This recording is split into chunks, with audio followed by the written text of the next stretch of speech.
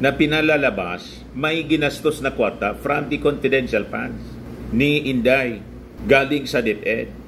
Pero nang bosisiin po, tanongin yung mga armed forces officials po, dininay po, lumabas doon sa presentation po, lahat ng pera, lalo yung galing sa 150,000 confidential funds ni Inday sa DepEd, yung 15 million po mga kababayan, lumalabas, hindi man ginamit. Kasi yung pondo mismong sarili ng armed forces, pati ng mga LGU, yun ang ginamit nila. Walang confidential funds, pero may certification na ginamit yung confidential funds ni Inday.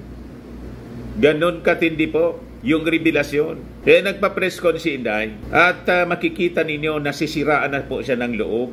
So depressed, pati yung kanyang pananalita, very incoherent po. At malamang mamaya po, sa mga commentaries ng mga political analysts and observers po, malamang parihas po yung sasabihin. Tulad po yung ng aking sinasabi ngayon, na Inday, I think, need to seek professional help.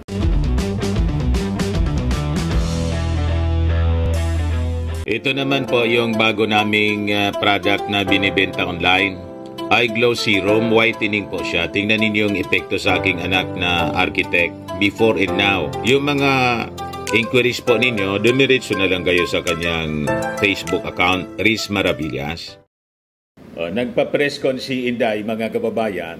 As you know, ang intensyon niya para sagutin yung mga revelasyon during the hearing sa Congress na sinagawa kahapon ng Committee on Good Government and Public Accountability, chaired by Manila Congressman Joel Achua.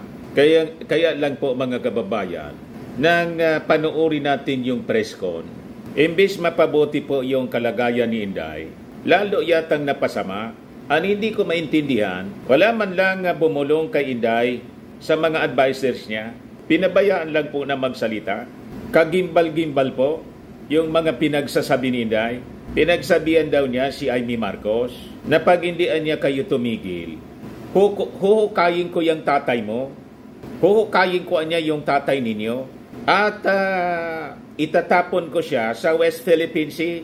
Ewan ko kung nagbibiro ba siya o seryoso siya sa kanyang sinasabi. At may nabanggit pa siya tungkol sa kulam. So sabi ko, ano nangyari sa Vice Presidente? Out of this world na yung mga pinagsasabi at na talagang nakakagulat po. Sa isang tulad ko na observer po sa behavior ng isang tao, lalo na sa pagsasalita, parang sabi ko, ano kaya iniinom ni Inday? Kasi baka lasing si Inday o kung hindi, because of the pressures mga kababayan sa kanya, sa tindi ng mga revelasyon, lumalabas kasi doon po sa congressional hearing, yung mga naka-partner niya sa implementation ng mga program sa confidential funds, yung mga armed forces of the Philippines officials po, nilaglag po siya. So I think feeling ni Inday, yung mundo niya po mga kababayan is crumbling. And pag pinakinggan mo siya, parang mentally unstable or mentally disturbed.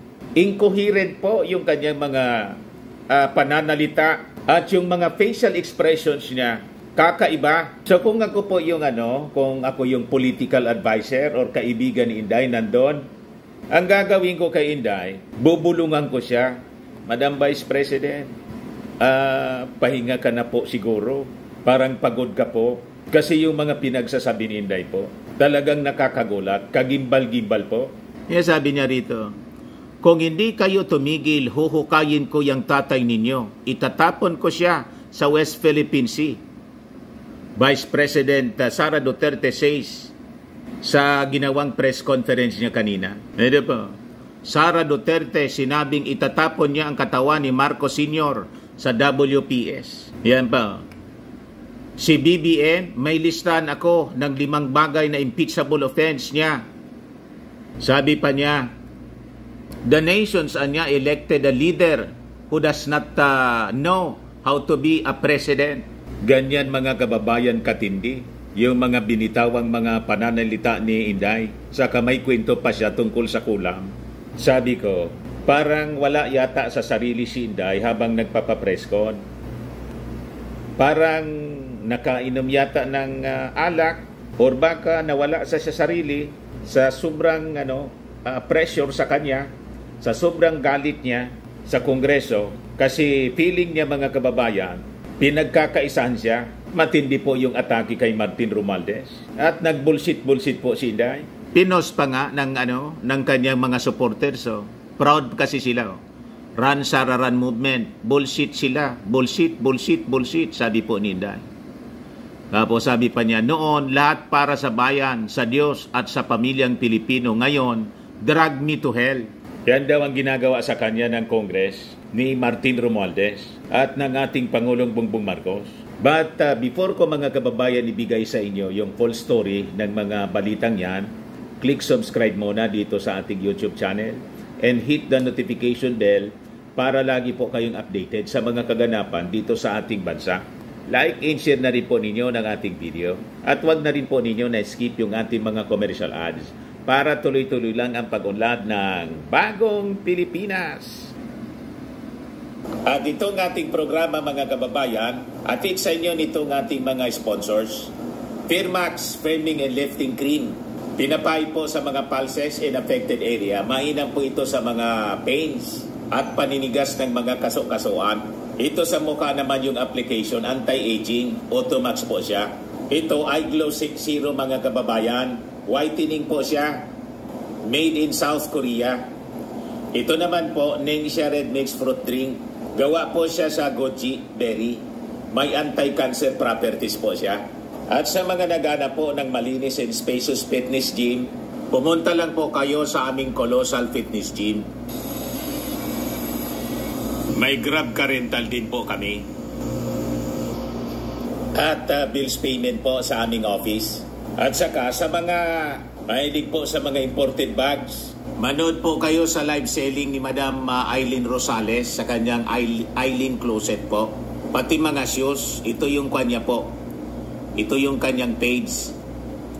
Kita ninyo, napakagandang mga online selling po siya. Si Madam Eileen Rosales. Cellphone number niya po, 773-798-7816. So balikan natin yung ating kwento na talaga pong kagimbal-gimbal. Sabi nga po natin talaga, totoo yung kasabihan. Dapat no talk, no mistake lang. More talk, more mistake. Ito na siguro yung pinakang matindi na pagpapress ko ni Inday. Na-expose po, na-reveal yung kanyang mental health condition. Pakinggan ninyo siya mga kababayan sa kanyang sinasabi. Hindi ko alam. Pero isang beses sinabihan ko talaga si Senator Amy. Sabi ko sa kanya, kung hindi kayo tumigil, hukayin ko yung tatay ninyo, ipatapon ko siya sa West Philippine Sea. Matindi po? Ano tingin niyo po? Ulitin ko sa inyo. Yan siya. Hindi ko alam. Pero isang beses sinabihan ko talaga si Senator Amy. Sabi ko sa kanya, kung hindi kayo tumigil, hukayin ko yung tatay ninyo, ipatapon ko siya sa West Philippine Sea. Sinabihan ko si Senator Amy. One of these days, pupunta ako doon, kukunin ko yung katawan ng tatay niyo, tapon ko yan doon sa West Philippine Sea. Hindi ko alam. Pero isang beses sinabihan ko talaga si Senator Amy. Sabi ko sa kanya, kung hindi kayo tumigil, hukayin ko yung tatay ninyo, ipatapon ko siya sa West Philippine Sea. Seryoso siya? Sa sinasabi niya? One of these days, pupunta ako doon, kukunin ko yung katawan ng tatay niyo, tapon ko yan doon sa West Philippine Sea. Tingin niyo po, nasa tama pa siya nasa tama pang wisyo po yung kanyang pag-iisip. Di ba mga signs na po siya? Sabi ko nga doon sa post ko po, I think kailangan ng mag-seek ng professional help. Ito pong si Inday Sara. Tingin ko nag-breakdown na siya po because of the pressures na dulot mga kababayan ng congressional investigation.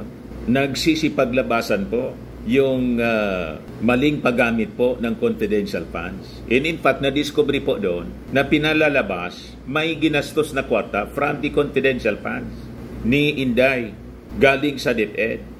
Pero nang bosisiin po, tanongin yung mga armed forces officials po, dininay po, lumabas doon sa presentation po, lahat ng pera, lalo yung galing sa 150,000 confidential funds ni Inday sa DepEd, yung 15 million po, mga kababayan, lumalabas, hindi man ginamit. Kasi yung pondo mismong sarili ng armed forces, pati ng mga LGU, yun ang ginamit nila. Walang confidential funds, pero may certification na ginamit yung confidential funds ni Inday. Ganon katindi po yung revelasyon. Kaya nagpa-press con si Inday at makikita ninyo nasisiraan na po siya ng loob. So depressed, pati yung kanyang pananalita, very incoherent po. At malamang mamaya po, sa mga commentaries ng mga political analysts and observers po, malamang parihas po yung sasabihin. Tulad po yung ng aking sinasabi ngayon, na Inday, I think, need to seek professional help. Ako nga, sabi ko, siguro kailangan gawin ni Inday, magbakasyon muna, pumunta sa ibang bansa. Anyway, hindi man po siya pipilitin na siya yung magsalita, pero yung mga tauhan niya in other involved, sinamo na po, and malamang sa malamang iko-contempt sila. Sabi ni Inday dito sa press con, pag nakulungan niya kayo, sasamahan ko kayo sa kulungan. Ganon ang desperation ngayon na napifeel siguro ni Inday. Kaya makikita ninyo, nagmamanifest sa kanyang pananalita at sa kanyang mga aksyon po. Ito yung ginawa niya kanina. Hindi talaga kami magkaibigan. Unang-una, magkasama lang kami dahil eleksyon. Pangalawa, dahil sa trabaho. Hindi kami magkaibigan yan. Inulit niya yung pag-deny, mga kababayan, na kaibigan niya yung ating Pangulong Bongbong Marcos. Ito, pakinggan ninyo, mga kababayan. Hindi marunong maging presidente ang nakaupo. Kasalanan ko ba yun? Hindi. Na sinasabi ng mga tao, kasalanan mo kasi hindi ka tumakbo, ikaw sana yung presidente, hindi siya.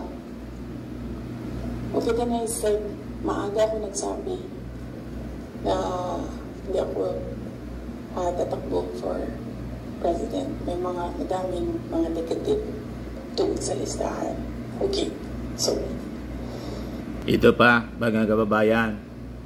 Before ako umupo, alam ko, impeachable officer ako. So, binasa ko yan. Ano ang impeachment? What are impeachable offenses? Ano ang pwedeng gawin mo na ma-impeach ka? Binasa ko yan lahat. Sa BBM, sabihin ko sa inyo, ay listahan ako ng 5 bagay na impeachable offense niya. Pero sa tingin niyo, papasa dyan sa House? Of course, hindi. Ito, mga kababayan, medyo mahaba-haba ito. Yung clip ng Philippine Star. Siguro yan na rin yung sagot sa unang question mo. Paano ko nasabi na isubstantiate ko yung sinasabi ko? I don't ever remember may platform siya na sinabi kung anong gagawin niya para sa bansang ito. Di niya sinabi ano ang gagawin natin sa food security. Wala siyang sinabi kung anong gagawin natin sa inflation na darating. Kasi alam naman natin na at the time na darating yun eh. Kasi nakikita na, na-forecast na siya. So, yan yung pagsasubstantiate ko sa sinabi mo. I don't ever remember, may plataforma siya, I don't ever remember him discussing kung ano ang gagawin sa problema ngayon. Alam niyo noon, pag pumupunta ko sa 7-Eleven, expensive yan na tindahan, diba? Ay, sorry, 7-Eleven. Pero yes, expensive sila. Kasi, ano sila, go-to. Mabilis ka makabili, nandun yung kailangan mo. 1,500 ko noon. Bili na ako ng corned beef, bili na ako ng tinapay, bili na ako ng kung ano-ano. Ngayon, ang 1,500 ko, tsokolate na lang ang mabili ko. Tsaka ice cream. Wala na ang corned beef, wala na ang tinapay. Tingnan niyo po, parang bata na siya. Yes. Just a very quick follow-up. Ito conversation happened. Pati facial expression niya. Kakaiba. Hindi kasi conversation yun eh. Group chat yun. Tapos, tingnan ninyo. noong banat sila ng banat, sinabihan ko na talaga siya. Sabi ko, one of these days, huhukayin ko talaga yan. Tapon ko yun sa Philippine Sea, yung tatay ninyo. Okay, so pwede tumuloy na muna tayo. Ha? Kasi gutom na ako. Kita ninyo, parang bata na. Yan o. Sara Duterte, sinabing itatapon niya ang katawan ni Marcos Sr. sa WPS. Tingin ninyo, nasa tama pang pag-iisip po si Day? O isa na itong signs of mental instability? Yung kanyang mga statements po is very disturbing. Baka si Inday po makagawa ng hindi kanais-nais po. Kung hindi patitingnan po ang mental condition po ni Inday. With all this pressure sa kanya, sa ginagawa ng Congress na congressional hearing po. Hindi man pwedeng ipatigil natin kasi po this involves money from the taxes of the Filipino people. And public office is a public trust, sabi nga po ni Congresswoman Luistro ng Batangas. O ngayon, iparinig ko sa inyo yung iba pa na mga pinagsasabi ni Inday.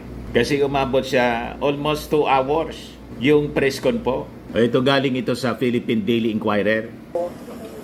Yan po. Para naman may trabaho tayo next week and in the weeks after, yung foreign policy, geopolitics, wag na muna natin i-take up ngayon. Tsaka yung House probe.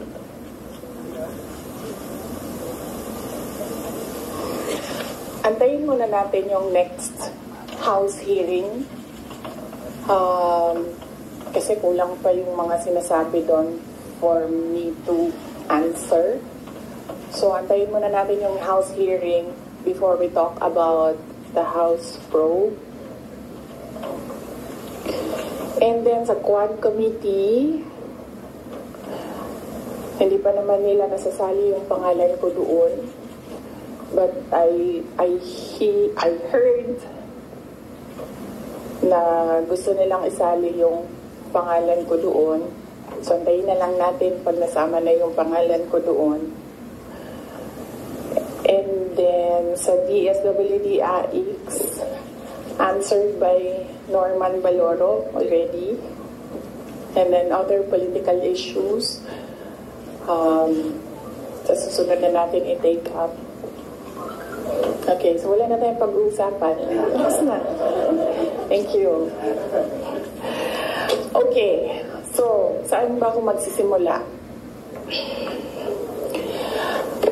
Magsisimula ako sa you have to bear with me ha. We'll start with 2021.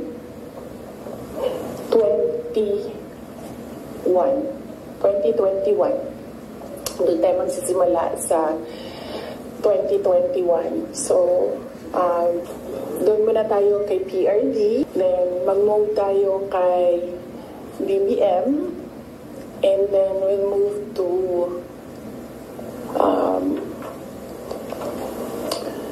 Martin Romualdez, and then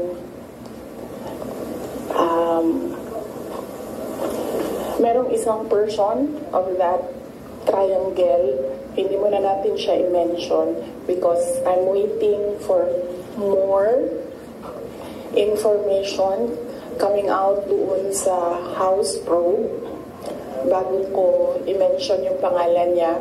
And then siguro a little of confidential funds. May paduda siya. May love triangle daw. So 22. Kasi madami ang nagsasabi na we are baka ito yung sinasabi ng video. Another video, mga kababayan, na tulad sa pulburon. Because matigas ang ulo. Dahil Sara, hindi siya nakinig sa tatay niya. Kung nakinig lang siya sa tatay niya, tumakbo siyang president. Hindi mangyayari itong nangyayari sa bansa natin ngayon. So nagsisisi siya, hindi daw tumakbong presidente. Hindi daw siya nakinig sa tatay niya. Even kapag pumupunta ako sa mga iba't ibang lugar, diretso ako sinasabihan ng mga tao, hindi ka kasi nakinig sa tatay mo. Or they would say, one time nasabihan ako, it's all your fault.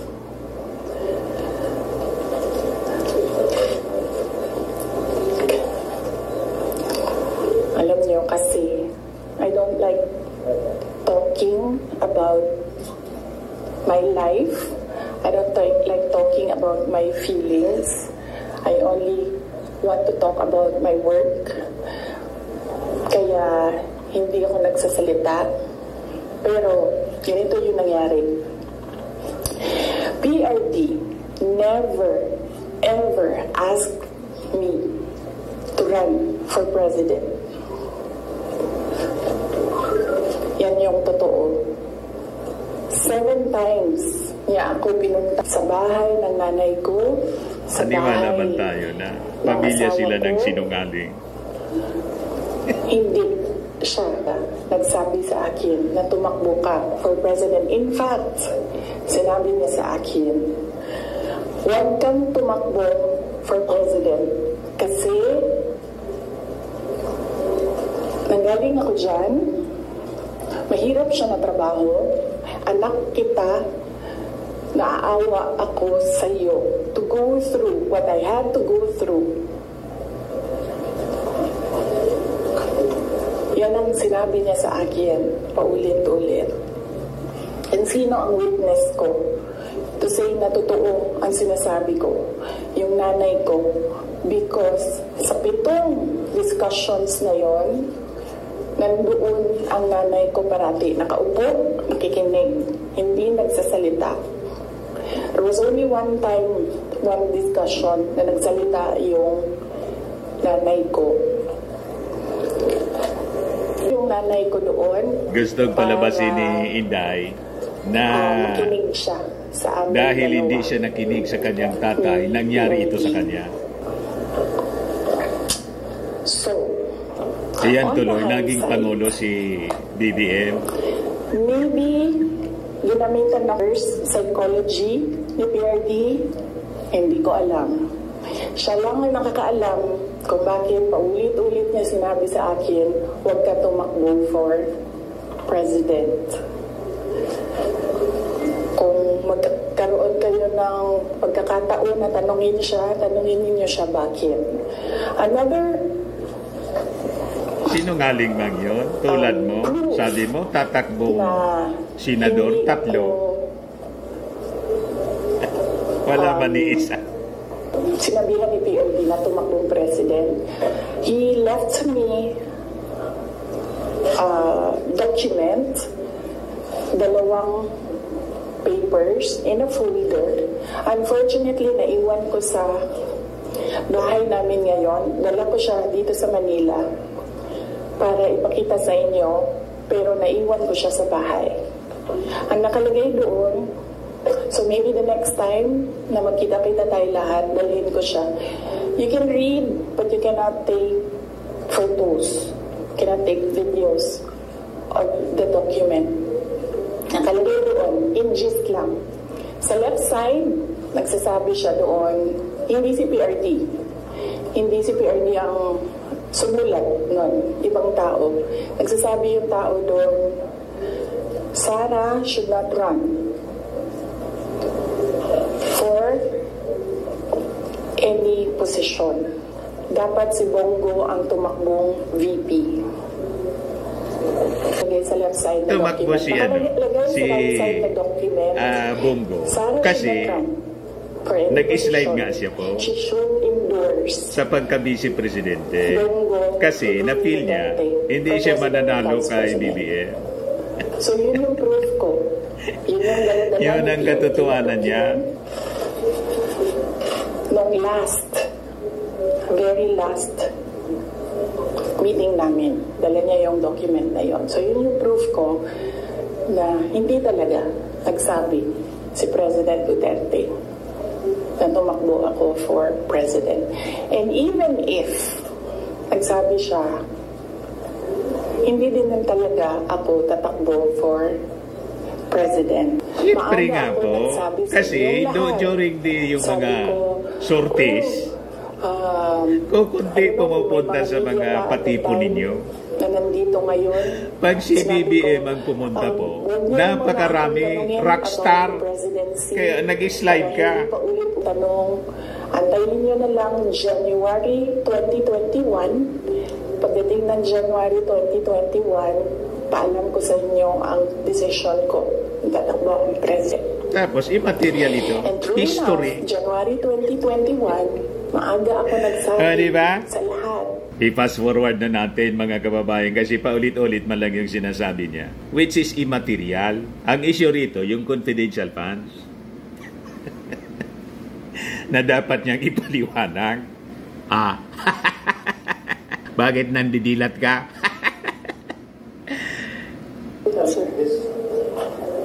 Good morning, Mikael of Reuters. Ma'am, why are you telling all these details to us now? What's the context? Ang context nito is the sit-down that I promised everyone. Nagsabi ako na mag-sit down. Merong mga questions noon na sinabihan ko. Bakit mo niya kinikwento? Anong context It nito? needs a sit down. Pinut off ko yung sit down na yon. Sabi ko nga, I don't like talking about my life. So, hindi ko siya ginawa. Related siya sa letter A. Diversionary po. PBBM's Sa deception totoong claim dapat niyang sagutin. versus, And it should be in Congress, not in press con. SD. Tama ba? So, kailangan mo kasi sabihin sa inyo ang simula hanggang ang huli. So, in chronological order ko siya para maintindihan niyo yung kwento. So, yun. Yung deception. Actually, nung narinig ko yung deception, Pinalalabas niya, niloko siya. Niloko siya ng ating Pangulong Bongbong. sasagutin. Kasi, for the love of God, presidente ka na. Importante pa ba yung nararamdaman mo? Di ba kapag presidente ka, hindi na importante yung pagluha mo. Affected siya sa sagot sa kanya. Sagot man lang yun sa kanya, mga kababayan ng ating Pangulo. Kasi dininay ni Inday na magkaibigan sila.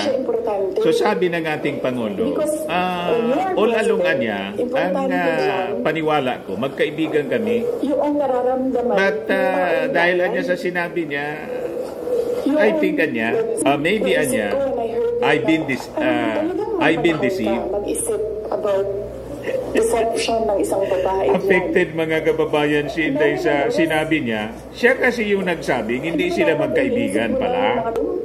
Ano? Yung presyo ng gasolina. Issue ng gasolina na yung topic niya. Kung sino yung maka-afford ng spaghetti, ng mango float, ng mga importante sa Noche Buena, ng mga bahay-bahay. Di ba yun yung... So may panahon ka talaga na mag-isip na, this girl.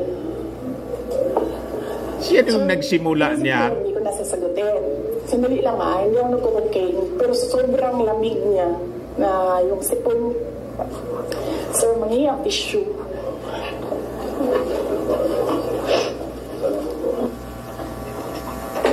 Ayoko ng panyo. May parinig pa sa dyan. Only officer kasi Hindi daw siya sobrang dami nagko-cocaine. natin. Mamamatay tayo dito pag walang aircon. Kasi hindi iikot. May parinig siya dyan. Okay. Hindi ako umiiyak. Hindi ako nagko-cocaine. Hindi daw siya nagko-cocaine. Malamig yung aircon. Okay. Ganon katindi mga kababayan. Hindi ko na siya sasagutin. Kasi naman, hindi naman siya mahalaga sa bayan. Pakialam natin sa kung anong nararamdaman ng President at Vice President, di ba? Ako gani, sa binisaya pa, dawat-dawat raman na. Di ba? Dawat-dawat raman. Ako, ginatira ko nila kada adlaw. I am a subject of Mega Millions PR attack. I am a subject of a House Committee hearing.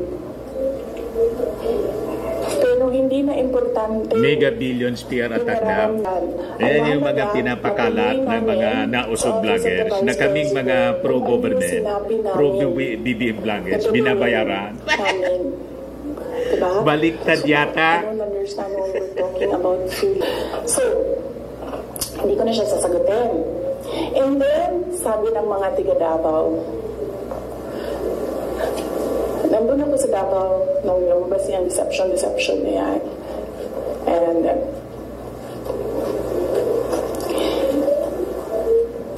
iba-iba na yung reaction ng mga tiga Davao. And lahat, hindi maganda yung reaction. Yawa na. Lagi man na masama ang reaksyon ng mga taga Davao na kasama mo. Pero may mga taga Davao na hindi man conforme sa sinasabi ninyo. Yung mga supporters ni Carlo Nograles. So I diba? Well, I will not talk for myself, but I will talk for all the Filipinos na ang nararamdaman nila ay hindi nabalik ang justice ng boto nila. So yan yung context. Kayo man lang po? Okay. Hindi nga kayo makaipo ng, ng 1,000 sa mga rally? 2021 October, filing. Kita ninyo ako nag-file ng mayor.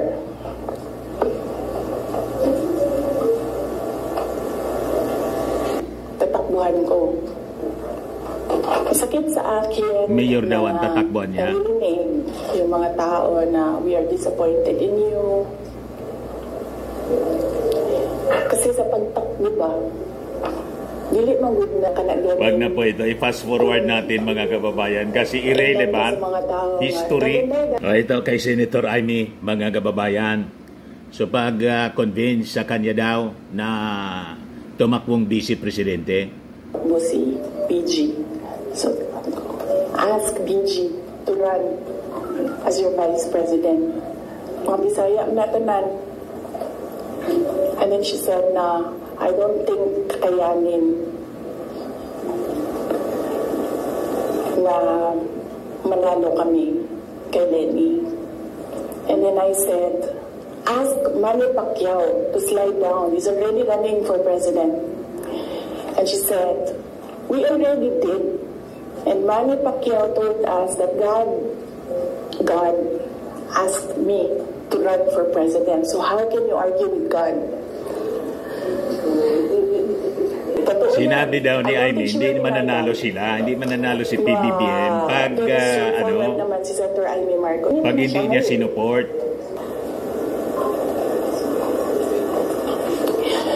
So, I said, sabi ko, it's never been talked about. I need to talk to my family and I need to see kung mananalo ba ako for Vice President. Because I've never seen my numbers as Vice President. And then she said, okay, let's talk about it. And then, early November, nandun ako sa Cebu. Pumunta ko Cebu, nakita niyo yun, di ba? For an event. And, nandoon din sila. Hindi ko alam kung bakit sila. When I say sila, si BBM at si Senator Amy. And hindi ko nag-request sila ng pag-uusap din. So sabi ko, okay. Ang gusto niyang palabasin, kaya nagkikwento siya, si President Bongbong, walang utang na loob.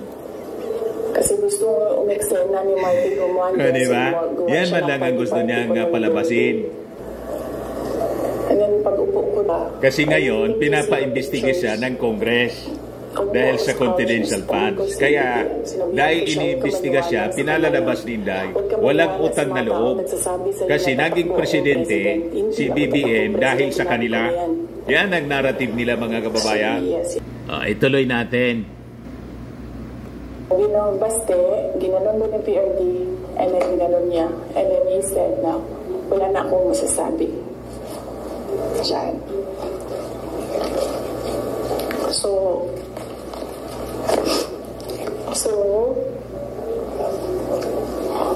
okay lang, sir, kasi kung babaan ninyo, masyado tayong madami dito, iinit siya. So,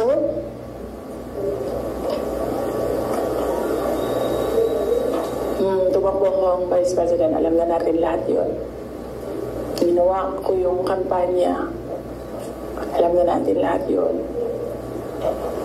Okay, so, no, hindi ko sinuway, hindi matigas ang ulo ko, hindi totoo na pinataklo akong President, si President Duterte. In fact, every time makita niya ako ngayon, sinasabihan niya ako, huwag ka tumakbong President. Sabi niya, yung dinadaanan mo ngayon, wala yan. Kung ikaw ay President, mas mahirap pa. Sabi niya, maawa lang ako sa'yo. May heart pala siya. So, klaro na yan. Hindi ko kasalanan that we are on this road to hell. Hindi ko kasalanan kung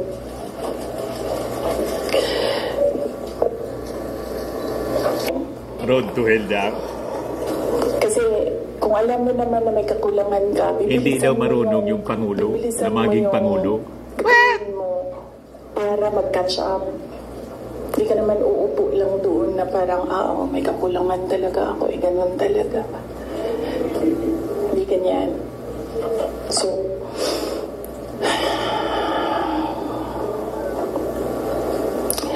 that's that. And then, ito na kami ni Mr. Deception. Mr. Deception? Sabi ko sa kanya, dalawa lang.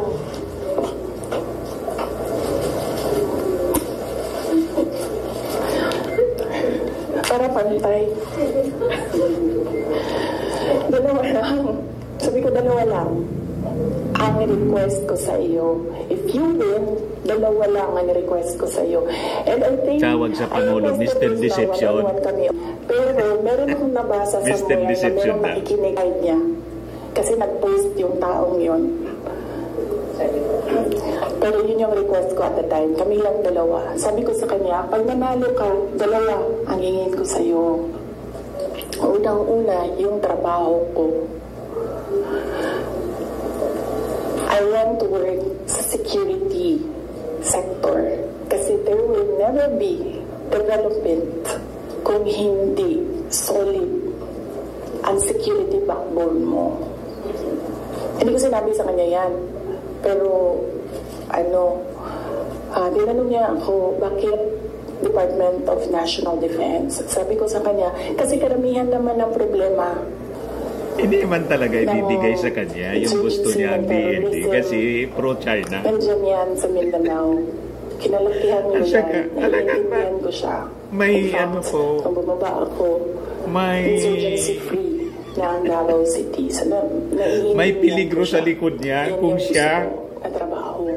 He said, Vice Presidente, matulad kay Irap. Isa, sinabi ko sa kanya, natanggal. Itong trato. Kung may cover si GMA, hindi man pwede. Ko yung mga anak ko. Naiintindihan ko yan. Handa ako dyan. Pero humihingi lang ako ng tulong sa iyo na suportahan mo yung air travel ko. Kasi may iwan yung mga anak ko and gusto ko lang na pag kailangan nila ako, makakauwi ako sa kanila. Kasi itong mga bata na ito, lumaki sila sa akin. Since birth hanggang nag-decide sila na hindi na sila tatabi sa akin sa tulog. Nasa akin sila gabi-gabi. Except pag wala ako sa bahay dahil sa trabaho. So, pag sa bata kasi, hindi naman niya maintindihan na, oh anak, I have to consecrate myself into the service of the nation. Hindi mo naman pwede sabihin sa bata, hindi maiintindihan yun. So sinabi ko sa kanya, supportahan mo lang yung air travel ko because I need to go home to my children. Kasi kahit na Vice President ako, gusto ko pa rin na maalala nila na nandyan yung nanay nila dahil sa loob ng bahay. Hindi naman Vice President tingin sa akin ng mga anak ko. Just plain, mama, may kailangan ako, mama, may problema ako. Sabi niya, yes. Dalawa lang yun. Sabi niya, yes. In fairness, hindi siya yung nag-umindi sa DND. Hindi totoo yan na hindi binigay sa akin. Binigay yan. Nung nanalo na, sinabi ko na ito dati, ulitin ko lang. Nung nanalo na kami, nakita ko yung boto. And then I realized, sabi ko, gagawin talaga ng mga tao na ipaaway kami para masira yung partnership. Yun talaga ang gagawin. Lalong-lalo na ng mga yellow, ng mga liberal. Kasi yun yung gusto nila. So sabi ko, they will exploit this. And dahil nasa DND ako, araw-araw ako pagdudugahan, anong ginagawa ng babaeng yan dyan? So na ginabuhat, asam na siya gato. Planning ako dita, planning to overthrow the government. Kasi DND yan. Hawak mo ang military.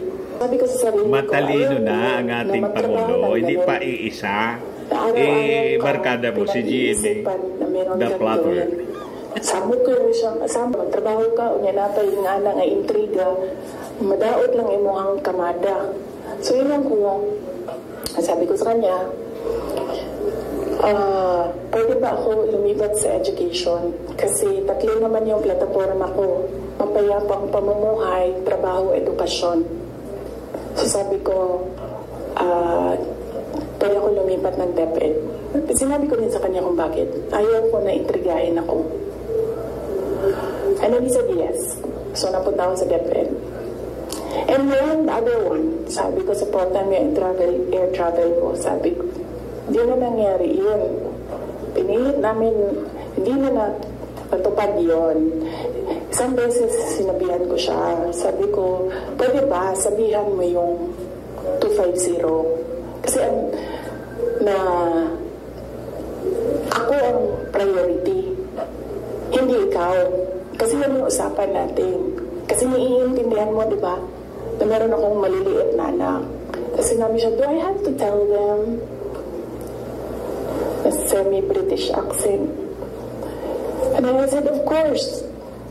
Kasi presidente ka, ikaw magsabi. So, hindi na. Isang beses. And then one time,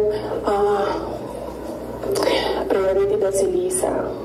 Hindi ko alam kung anong trabaho niya para sa bayan na ito. And then one time, priority daw si ganyan. So, I said, okay. This is,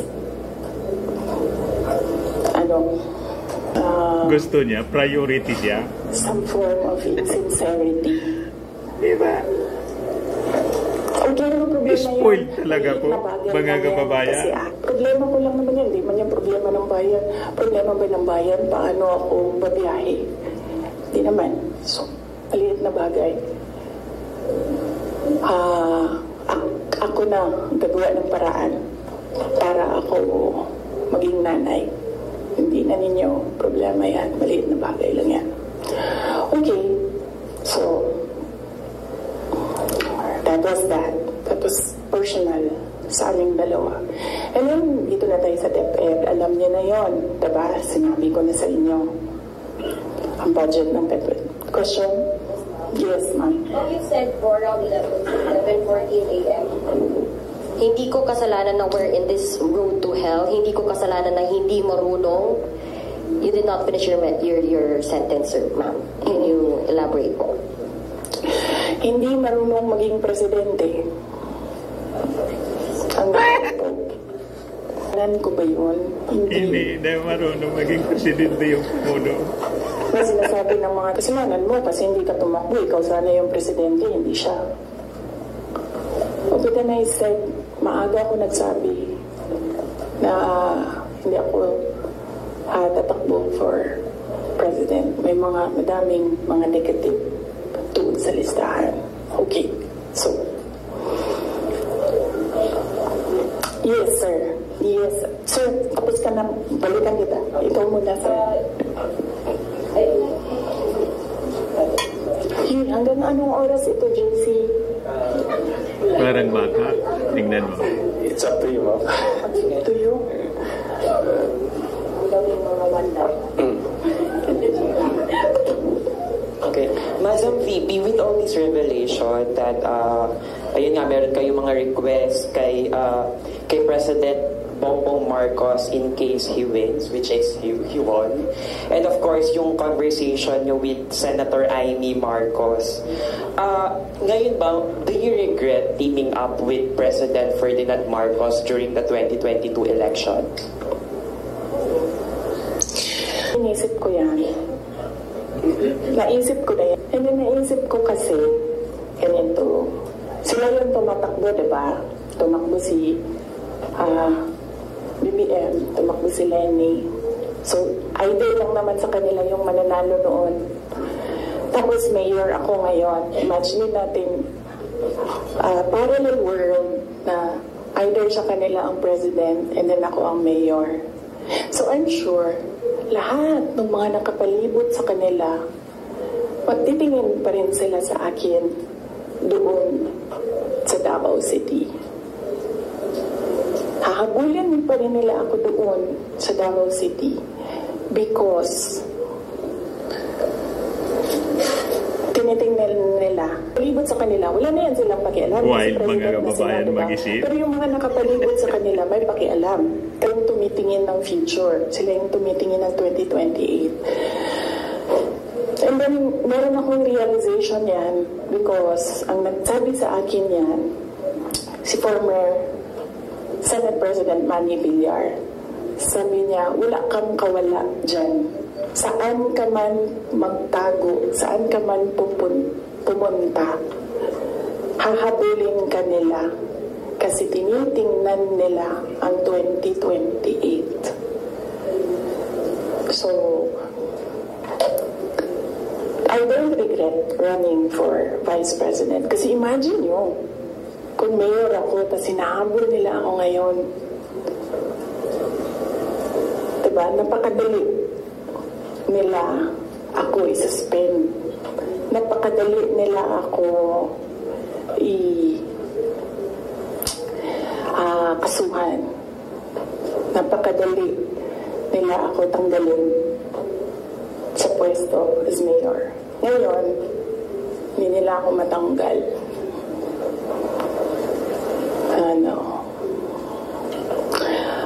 They can drag me to hell. Pagdating din,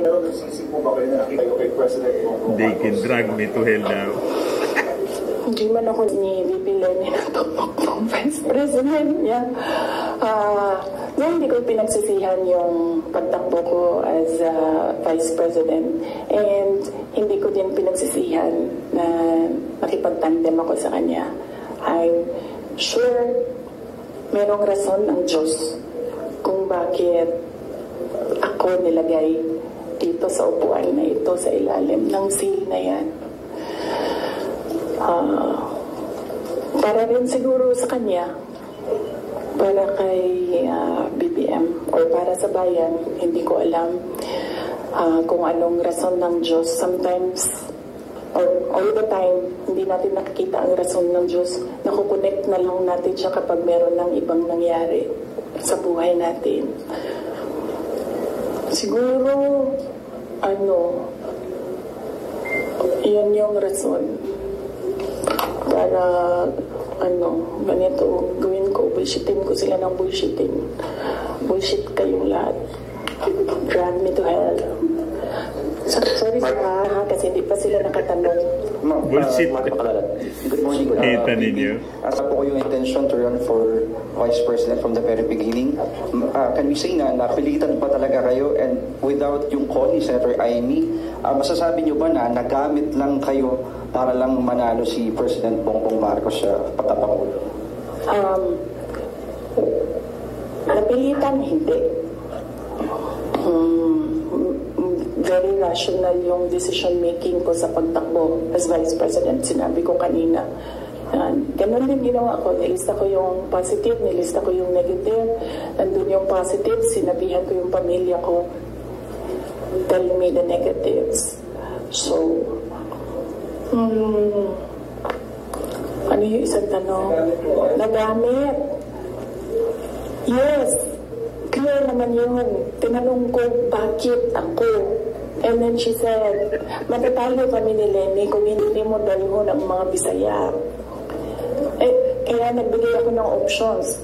Bisaya tanan. De La Rosa, Bongo, Manny Pacquiao.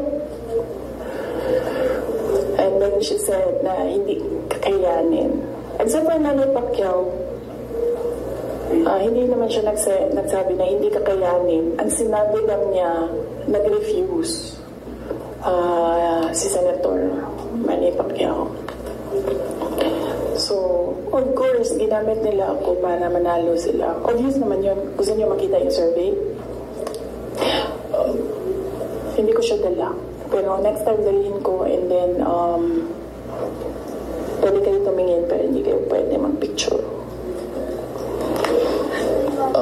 Yes, ma'am. Sir, DWIC. Yes. Ma'am, good morning. Ayong buntag, ma'am. So, tanaw niyo, ma'am, sa tingin mo, ma'am, dapat tumakbo na lang po kayong presidente? Hindi. Kung papabalikin ako, tatakbo kang Vice President.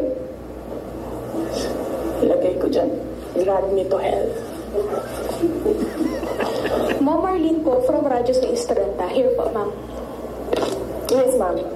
Ma'am, having said na hindi mo kasalanan na hindi marunong maging presidente, yun ako po ngayon, ibig sabihin ba hindi po kayo kontento sa trabaho po ni Pangulo? Kaya nga umalis ako, di ba, sa administration. Hindi ko na gusto yung mga naririnig ko doon. Hindi ko na gusto yung mga nakikita ko doon.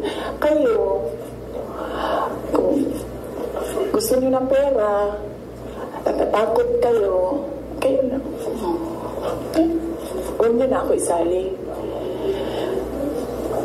The reason why, noong 2016, ito, sidebar na lang ito, nito kasali na, tayong tatagal nito. Huwag na yan.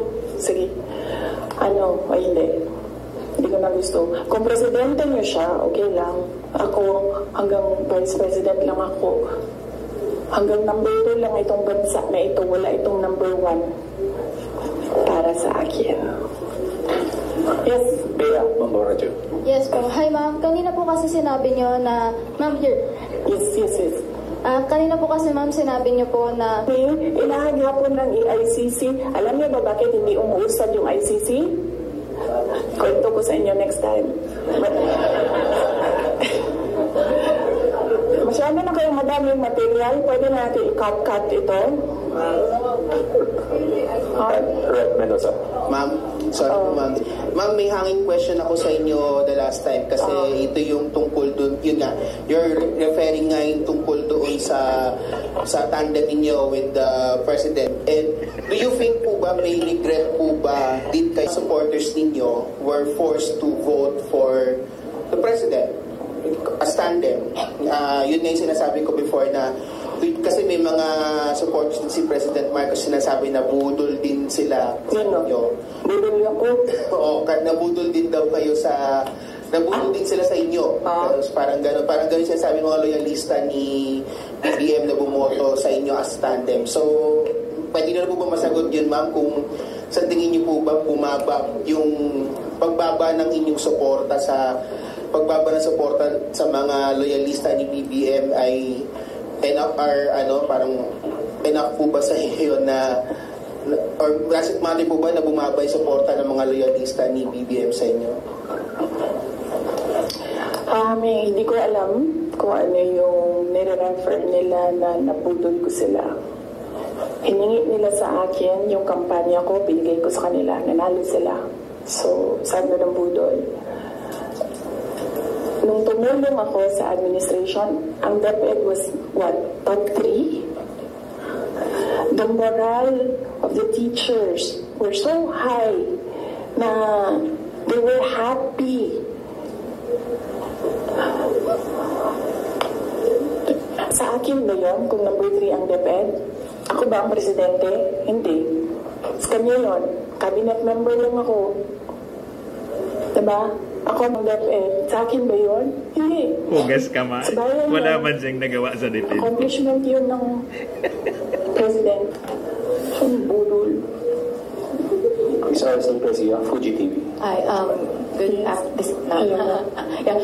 During the time of your dad as president, he was not also having good terms with the Vice President Lenny, and now apparently parang naging naging president yon on this administration as well. How do you feel about that? And my follow-up question would be, are you looking into running on 2028 as president? Okay. So, si PRD, in all fairness to the person, hindi yun nanggigipit ng tao. Hindi niya ginipit si Lenny Robredo. Tinanong ko, bakit 700 lang yung budget ninyo at the time? Kasi 700 lang talaga ang pinropose. Hindi natin alam anong rason. Yan yung sinabi ko doon sa budget. Hindi kasi masiba. Sinuspend ba ni PRD? Yan ang rason yan, mga kababayan. Malinaw. Lahat ng mga tumatanggap sa kanya doon sa iba't ibang lugar, nasuspend ba yun? Nawalan ba ng budget? Wala naman. I don't remember anyone ever complaining na naalis sila sa pwesto kasi kaibigan nila sila ni Robredo. Wala. So, hindi yun siya mahilig manggipit ng kalaban. Kung maalala niyo, kalaban niya, mortal, kalaban niya sa politika. Hindi sa personal na buhay. Sa politika, si Speaker Nograles, never yun nagipit sa Davao City. Si Trillanes, yan, mortal enemy niya si PRD. Si PRD thinks nothing of him. Pero ginipit ba yun? Wala. Pero si BBM, bangag. Saan. Kita nga siya sa ano. Hindi man siya bangag. Gusto na mga kababayan sugurin sa palasyo. At Vice President siya.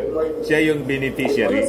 Good morning po. So, since we're on the topic of the election, 2022 elections, recently po kasi nagkita si Pangulong Bongbong Marcos at si Vice President Robredo sa isang event sa Sorsogon. And may sinabi po si BBM, si Pangulong Marcos na this may be a step for political reconciliation. How do you feel about this meeting and that statement?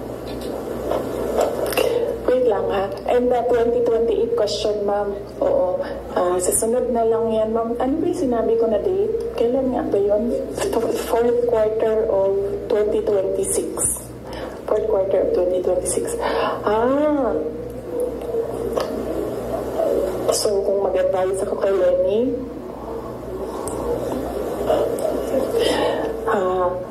Ma'am Lenny, manood ka ng aking sit down.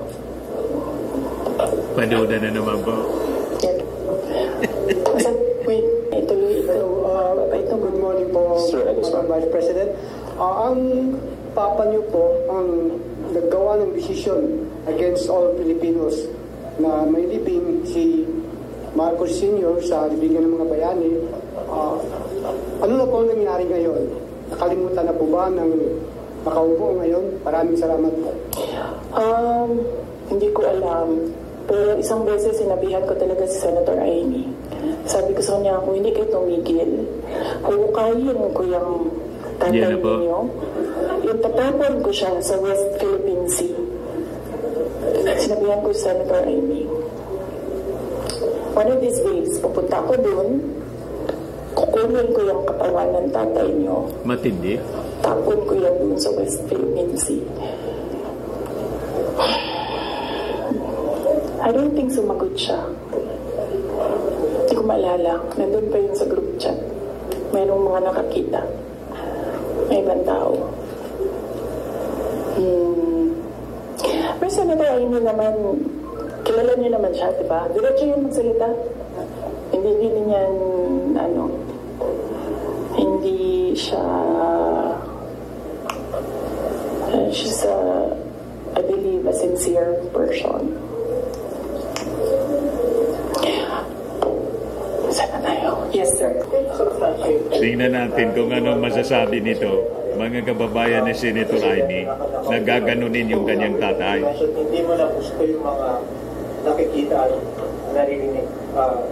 Ito na yung kwento ni Inday na kahindik-hindik na kinukulam daw siya. May kulaman, mga kababayan. Parang si Pacquiao na pinapakulam din daw siya. Nag-hire na daw, mga kababayan, si Lisa ng parakulam galing pa sa ibang bansa.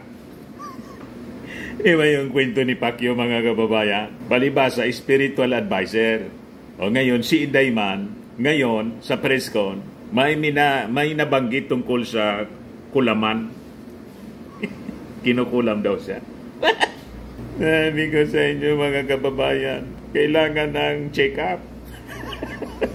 Eto, pakinggan ninyo, mga kababayan.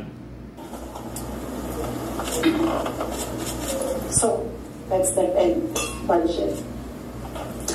Ang huli, nagbuntong hininga po.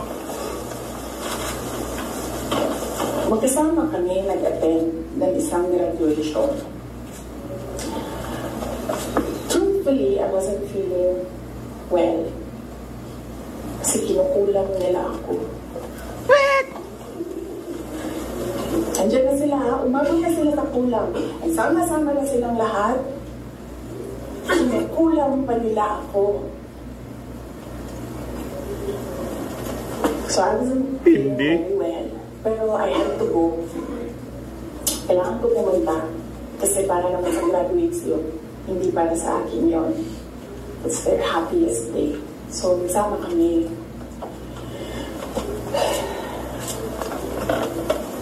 Nagsama kami. Katayo kami. Yun. And, meron isang graduate. Seryoso siya? Na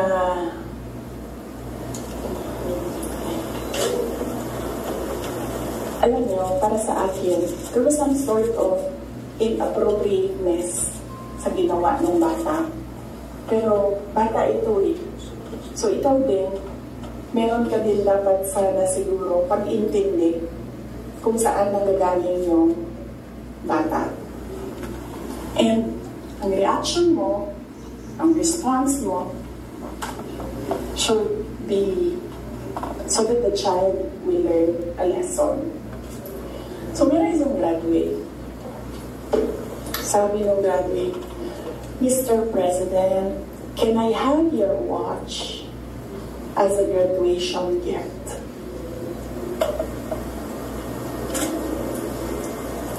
And narinig ko, sabi ako, diba? Narinig nung katabi ko. Narinig mo. You really... Ulit ng bata, louder this time. Mr. President, can I have your watch as a graduation gift? Nasagot niya. Why? Why would I give you my watch? At that point, sakit na ako. Kasi feeling very well. Nandun lang ako, nakakatayo ako dun kasi nagkamot ako. Gusto ko, ang galing yung ulo niya ba?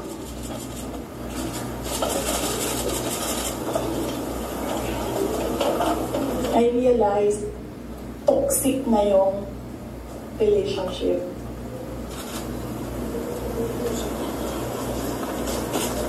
And it did not help na itong dalawang katabi ko, tumawa pa. Walang pa nila yung tingin ninyo. bata. And I wanted Nasa tama pang pag-iisip si Inday.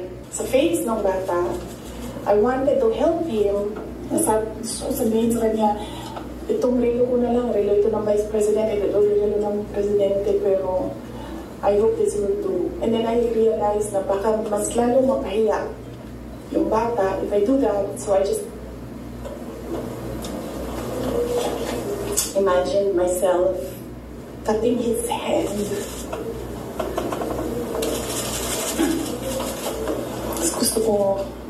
Gusto niya daw putulin yung kamay. Tsaka mukha niya. Pilip-read niya. Yung sinasabi niya. Putulin yung kamay ng presidente para maibigay yung relo. Tingin ninyo, nasa tama pang pag-iisip si Inday. Kinukulam daw siya. Bago mo tanggalin ang ulo mo, yung batang yan yung magpapakamatay para sa bayan natin. Nag-aral yan ng 4 na taon, naghirap yan ng 4 na taon, walang tulog araw-araw para mag-training kasi mamamatay yan para sa bayan natin. Yan yung batang yan ang maputulan ng daliri diyan sa kakaiba na yung ninyo sa West mukha ni Inday. And then, he said, so, na-realize ko, toxic na, di ba? Ganyan na yung imagination mo. Ang imagination mo, sinasakal mo na yung tao. And then I said, this is over. Tapos na. And then, so hindi pa natigil. Doon sa Tamayong, sa barangay Tamayong, sa Davao, alala niyo, pinupuk-puk nila yung mga tao doon. Sabi ng mga nag-react, nababaliw na yan. Doon sa diversion room na Davao City, tinirgas nila. Pati bata, inuudyukan mong pakamatay. Isang tao lang, hinahanap mo ha, bakit mo pukpukin yung Eskis, 30? sofrenia, paano nag-surrender yung tao? may lucid interval, Kinausap lang siya. delusional. Mag-surrender ka, and then he said, okay, I will surrender. So, anong purpose? Hindi na maintindihan ang pinagsasabi. Yung tao na hindi naman Highly unstable. Pati bata inuudyukan, pakamatay. Ano ba yan? Ano daw? Anong purpose? Anong purpose na i-tear gas mo yung tao for expressing his desperation, his frustration? Walang tirgas doon kay Kibuloy. Para lang maghanap ng isang tao Kung saan-saan na lang napunta mga kababayan yung kwento ni Inday. Yan sabi po. Pati yung mga nanonood, nakalata na rin. Iba na inaasta ni BP, manifestation na stress na siya. Ano daw yon? Bata daw, magpapakamatay. Ang anong pinagsasabi nito? Buang na day. Ala, nagwawala na. Matindi po. She's like that crazy aunt that everyone wants to avoid eating her food. So marami pang pinagsasabi si Inday, kaya lang kailangan na yung parental guidance. At sabi ko nga po, I think kailangan na ni Inday ng professional help. Masyado nang na-stress si Inday dahil po sa nangyayari sa kanya. Sabi ko nga po, ang lahat ng ito kagagawa niya at ng kanyang pamilya. Self-destruction ang ginagawa nila sa kanilang sarili.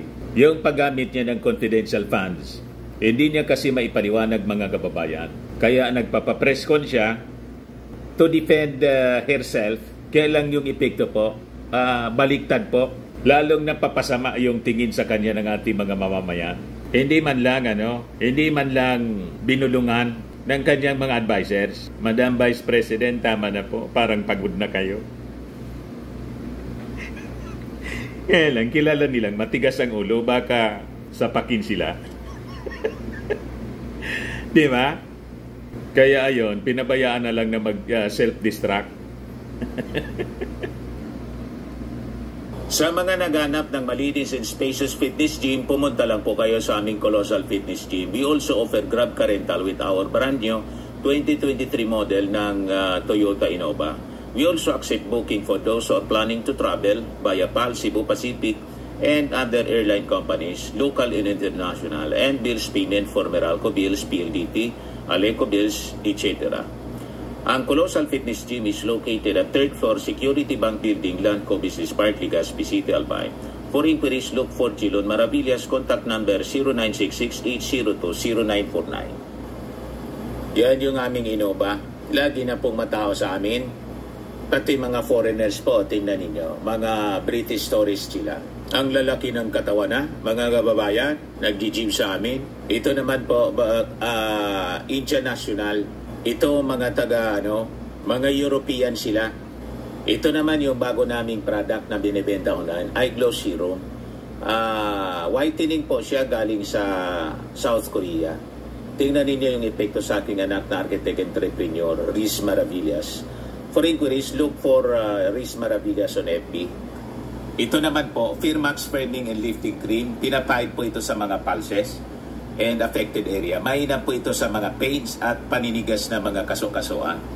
Ito po, Automax Radiant Serum. Sa mukha naman yung application. Anti-aging po siya. You will look 10 years younger than your age.